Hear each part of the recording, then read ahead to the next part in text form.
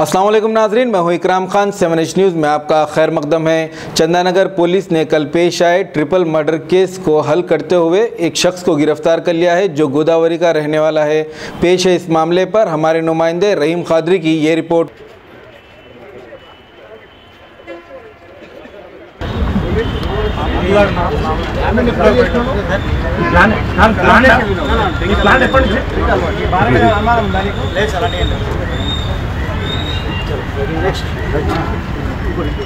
Wife వాళ్ళ బంధువులు చెప్తే వాళ్ళ పేరెంట్స్ వచ్చి ఆమెను తీసుకెళ్తారు ఫ్యామిలీని.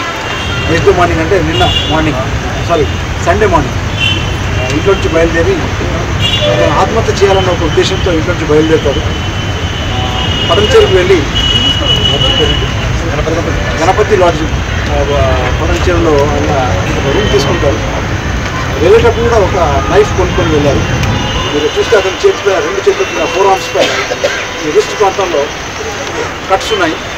రెండు కట్ చేసుకున్న తర్వాత వెళ్ళేటప్పుడు ఒక ఈ పెయింట్లో కలిసి ఒక థిన్నర్ కెమికల్ కూడా కొనుక్కుంటారు. ఆ థిన్నర్ లిక్విడ్ కెమికల్ని తాగిన తర్వాత ఆల్కహాల్ అన్ని చేసి ఫోర్ ఆర్మ్ని నర్వ్స్ని కట్ చేసుకున్న తర్వాత ఆయన చనిపోతారని ఉద్దేశంతో పడుకుంటారు. బట్ టు ఈ సర్ప్రైజ్ మార్నింగ్ అతను మేలుకు వస్తుంది. మేలుకు వచ్చి చూసుకుంటే చనిపోయి ఉన్నాడు. అంత ఇల్లంతా లాడ్జ్ రూమ్ అంతా రక్తమయం అయిపోతుంది. 7H न्यूज़ आपकी आवाज़।